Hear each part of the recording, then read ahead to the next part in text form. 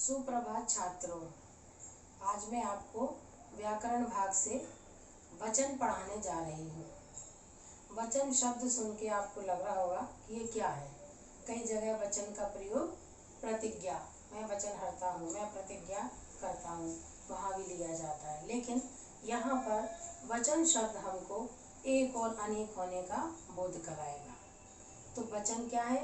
जिन शब्दों के द्वारा हमें किसी भी वस्तु या व्यक्ति के एक होने का बोध हो या अनेक होने का बोध हो, उसे हम वचन कहते हैं। जैसे आपने देखा परिभाषा के रूप में कि शब्द के जिस रूप से उसके एक या अनेक होने का बोध हो, उसे वचन कहते हैं। जैसे कि ये केला है, आपने देखा ये केला है, मतलब ये एक की बात हो रही, केला एक है ना। और यदि मैंने लिखा कि ये केले हैं, मतलब यहाँ पर केला और केले इन दोनों में अंतर है।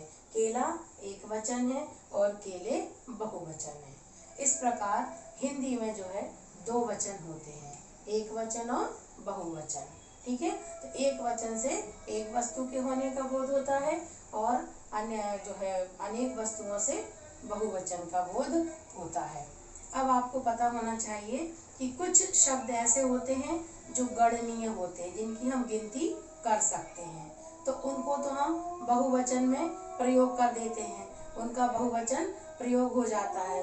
लेकिन कुछ चीजें ऐसी होती हैं जो गणनीय नहीं होती, जिनकी गिनती नहीं की जा सकती। जैसे कि पानी है ना, जैसे कि चांदी है, दूध है, सॉरी चीनी, चांदी नहीं चीनी है ना, दूध, चीनी, पानी, इनका कोई जो है हम बहुवचन रूप नहीं बना सकते।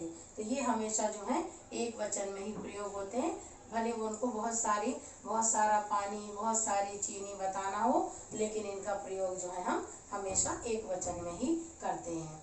अब उन्होंने यहाँ पर आगे बताया है कि व्याकरण में जो है वचन संबंधी कुछ नियम दिए जाते हैं। कुछ नियम ऐसे होते हैं कि कई शब्द ऐसे होते हैं जो होते तो बहुवचन के हैं ना, पूरे समुदाय के लिए प्रयोग किए जाते हैं, लेकिन उनका प्रयोग एक वचन की तरह किया जाता है। जैसे कि जनता है ना, आपने देखा कि नेताजी को देख के जनता दौड़ पड़ी या चिल्ला उठी। ठीक है, जैसे अगर मैंने बोल दिया कि भीड़ जो है आगे बढ़ती गई। अब भीड़ एक्चुअल में बहुत सारे लोग समुदाय को व्यक्त कर रही है, लेकिन वो जो है वहां पर एक वचन, भीड़ों ऐसा हमने नहीं बोला, जनतों ऐसा ये शब्द नहीं आता, ये अपने आप में वही रहता बहुवचन का है, समुदाय के रूप में प्रयोग होता है, लेकिन एक वचन जैसे ही लिखा जाता है। जैसे पुलिस जो है उन्होंने लिखा कि पुलिस चुप नहीं बैठती, वो कोई भी चोर को पकड़ने के लिए चुप नहीं बैठती, वो अपना पूरा ताकत लगा देती है। पुलिस जो है वो कैसा है, एक व्यक्ति के लिए नहीं, पुलिस जो है बहुत बड़ी सेना होती है, मतलब उसमें बहुत से जवान होते हैं। इस प्रकार से ये हमारा वचन संबंधी पहला नियम। अब आप दूसरे नियम को देखेंगे कि कई शब्द ऐसे होते हैं जो कि एक वचन में होते हैं, लेकिन वे बहुवचन में प्रयोग किए जाते हैं। जैसे कि उसके प्राण निकल गए, प्राण शरीर में एक ही होता है, लेकिन हम उसको बोलते हैं कि उसके प्राण निकल गए, उसको हम बहुवचन जैसा प्रयोग करते हैं। आपने हस्ताक्षर कर दिए या आपके बहुत दिनों बाद दर्शन हुए, तो आपने देखा कि हस्ताक्षर, दर्शन ये सब है एक वचन, लेकिन इनको प्रयोग किए जा रहे हैं बहुवचन की तरह, है ना। अब कुछ शब्द ऐसे होते हैं जिन्हें हम सम्मान देने के लिए, अगले नियम में सम्मान आदर देने के लिए हम उनका प्रयोग बहुवचन की तरह करते हैं। जैसे कि वर्मा जी दफ्तर से आ गए, गुरुजी आ रहे हैं, पिताजी बैठे हैं, तो बैठे हैं, आ रहे हैं, है ना। तो ये सब हमने बहुवचन में बोला, जबकि पिताजी एक ही हैं, गुरुजी एक ही हैं, वर्मा जी एक ही हैं, लेकिन हमने इनको सम्मान और आदर देने के लिए इनका हमने प्रयोग किया। अब यहाँ पर आप देखेंगे कि कुछ शब्द ऐसे भी होते हैं जिनमें हम गण, जन, वृंद, लोग आदि लगाकर भी हम इनको बहुवचन बना देते हैं। जैसे कि छात्र एक वचन है, यदि हमने छात्र में गण लगा दिया तो वो बन गया बहुवचन, टोटल मिला के छात्रगण हो गया। जैसे छात्रगण, वृद्ध जन, कुछ लोग है ना, डॉक्टर लोग, इस तरह से जो है इनको भी हम बहुवचन में प्रयोग कर सकते हैं। अब आपने देखा कि कुछ ऐसे होते हैं जहाँ अधिकार जताया जाता है, आधिकारिक रूप से जो बोलते हैं, जैसे नेताजी भाषण देते हैं तो वो पूरी जनता को अपना समझ के हम ऐसा करेंगे, वो अपने आप को मैं नहीं बोलते, क्योंकि वो अकेले हैं, अकेले भाषण दे रहे हैं तो उन्हें मैं बोलना चाहिए, लेकिन नहीं, वहाँ पर आधिकारिक रूप से बोल रहे हैं तो हमें ऐसा करना चाहिए, हम लोग ऐसा करेंगे।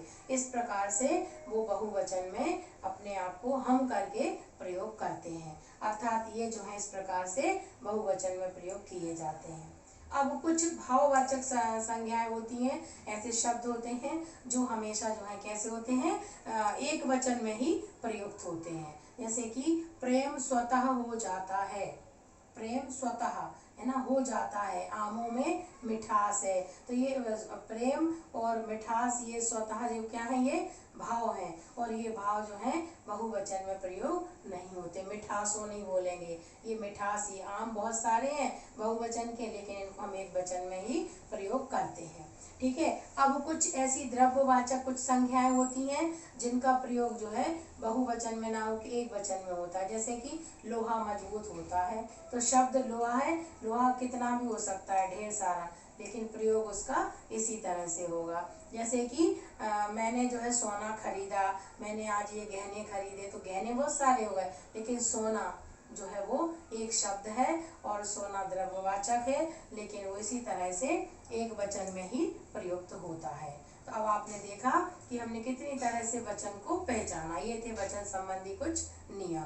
अब वचन की पहचान कितने तरह से होती है, तो वचन की पहचान संज्ञा, सर्वनाम, यहाँ पर देख रहे हैं आप, संज्ञा, सर्वनाम, विशेषण और जो है क्रिया के द्वारा होती है। ठीक है। तो संज्ञा के द्वारा कैसे होगी, जैसे कि हम आपको एक उदाहरण बताते हैं कि शिक्षक ने पाठ पढ़ाया, एक वचन, शिक्षकों ने पाठ पढ़ाए, वो हो गया हमारा, या शिक्षकों ने पाठ पढ़ाया, वो एक शिक्षक और वहाँ अनेक शिक्षक, वो एक वचन और बहुवचन हो गया। अब जैसे सर्वनाम, तो मैं कल खूब सोया, या मैंने कल खूब पढ़ा, या मैं कल खूब खेला, हम सब कल खूब खेले, मैं और हम, यहाँ पर मैंने एक वचन को प्रयोग व्यक्त किया और हमने बहुवचन को व्यक्त किया, तो ये हो गया सर्वनाम के द्वारा। अब आता है हमारा विशेषण, जैसे कि विशेषण के द्वारा हम देखते हैं कि काला घोड़ा तेज दौड़ता है, एक वचन, और काले घोड़े तेज दौड़ते हैं, वो हो गया बहुवचन। तो उसमें विशेषण के माध्यम से हमने वचन को समझा दिया।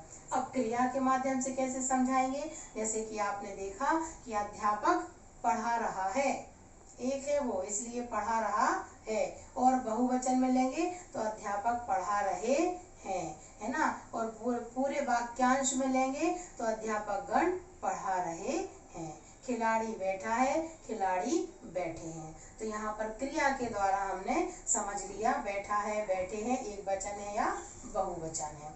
अब इसी प्रकार से कुछ और नियम है जहाँ पर आ का ए कर देते हैं, प्रत्यय लगा देते हैं, उनके माध्यम से भी हम जो है एक वचन से बहुवचन बनाते हैं, वचन को परिवर्तित कर देते हैं। जैसे कि कमरा तो कमरे, रात तो रातें, है ना, फिर अपन ने लिखा वो कई जगह किताब तो किताबों या किताबें, इस तरह से हम कई प्रत्यय के माध्यम से भी हम वहाँ पर एक वचन का बहुवचन बनाते हैं। और कहीं कहीं जैसे वृक्ष पर चिड़िया बैठी है, वृक्षों पर चिड़िया बैठी है, पूरे वाक्यांश को भी हम बदल करके एक वचन से बहुवचन बना सकते हैं। तो ये हमारा वचन संबंधी नियम।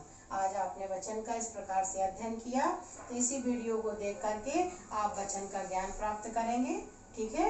और अपनी व्याकरण पुस्तक से भी वचन संबंधी नियमों को और अच्छे से समझेंगे। आपको वचन समझ में आया होगा तो इस वीडियो को एक बार सब्सक्राइब जरूर करें, लाइक करें, शेयर करें। Thank you.